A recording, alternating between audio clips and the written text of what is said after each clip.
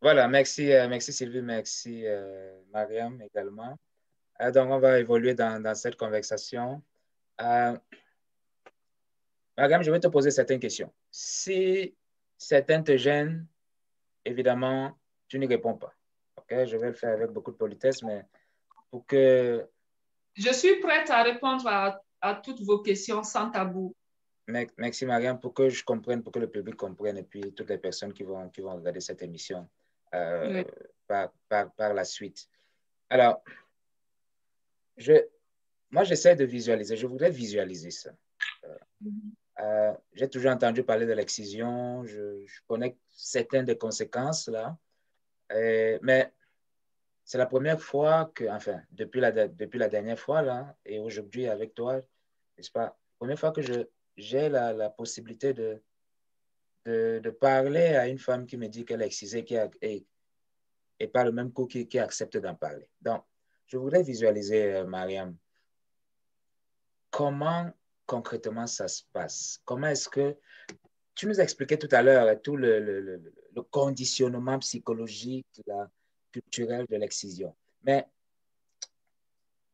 est-ce que c'est ta maman? Est-ce que ce sont les femmes du village? Est-ce que voilà, qui arrivent et qui arrêtent, on va dire, hein, qui arrête la jeune femme, qui l'amène, et puis voilà, il y a cette opération-là, et ensuite, tout, ce, tout cet acte-là, Mhm. comment ça se passe?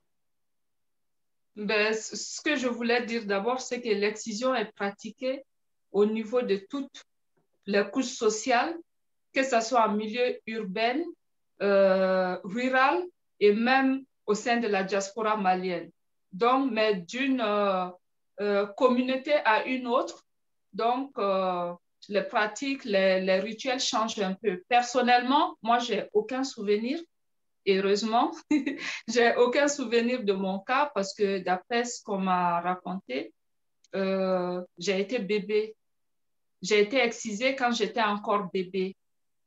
Et pour moi, paraît-il, ça s'est passé, je ne sais pas, à l'hôpital ou où. Donc, j'ai aucun souvenir. Mais dans les villages, il y a des rituels autour de ça. Et c'est toute une cérémonie, des chants qui accompagnent, des pas de danse qui vont avec. Et il y a une date précise que chaque année, à telle date, les jeunes filles de tel âge seront regroupées. Donc, c'est comme une initiation à la vie adulte. C'est comme le passage de la jeune fille à la jeune femme. Mais personnellement, pour ma part, j'ai aucun souvenir puisque j'étais bébé. Merci, merci, Mariam, pour cette réponse. Oui. Je suis master coach certifié. Je voudrais qu'on parle du côté psychologique un peu, là, le côté émotionnel. Euh, Mhm. quand tu as découvert plus tard là, ce que c'est que l'excision, quand tu as appris que tu avais été excisé sans ton consentement, puisque tu étais bébé, comment tu t'es senti? Comment tu as vécu ça? Ben, pour ma part, au début, je me suis pas tout de suite faire d'idées, et, ça me venait pas dans la tête. En fait, je croyais que j'étais une femme comme tant d'autres parce que il faut dire que maintenant la parole se libère, mais pendant mon enfance, le sujet était encore un peu tabou dans la société.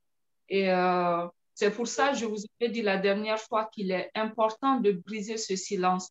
Il est important d'en parler parce que je me suis rendu compte qu'il y a tellement de femmes qui en souffrent et en silence, qu'elles ont honte d'en parler.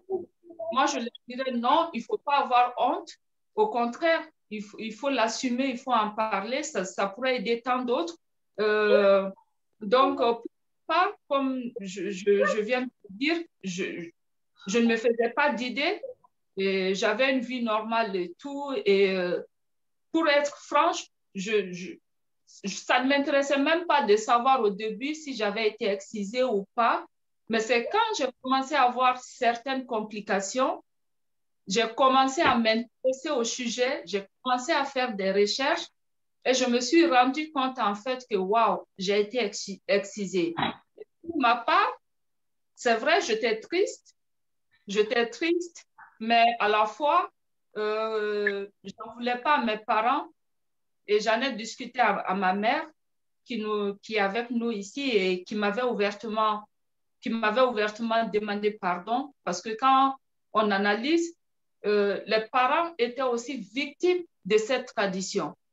Donc moi, je n'étais pas triste au début, mais c'est quand j'ai commencé à avoir les complications que j'ai commencé à faire le lien de ma souffrance. Et c'est là, ça m'a fait un choc psychologique parce que je me demandais, et quand je suis devenue mère et je regardais ma petite fille, je me demandais, mais qu'est-ce qu'on a levé en fait? Comment être cruel jusqu'à ce point je sais pas, d'affliger une telle souffrance à des petites filles? Et c'est là que j'ai commencé vraiment à me poser beaucoup de questions. Et c'est là que j'ai commencé à réaliser vraiment l'ampleur du danger.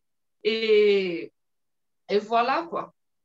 OK. Mais Alors, la vie continue, donc faut chercher la force en soi de continuer.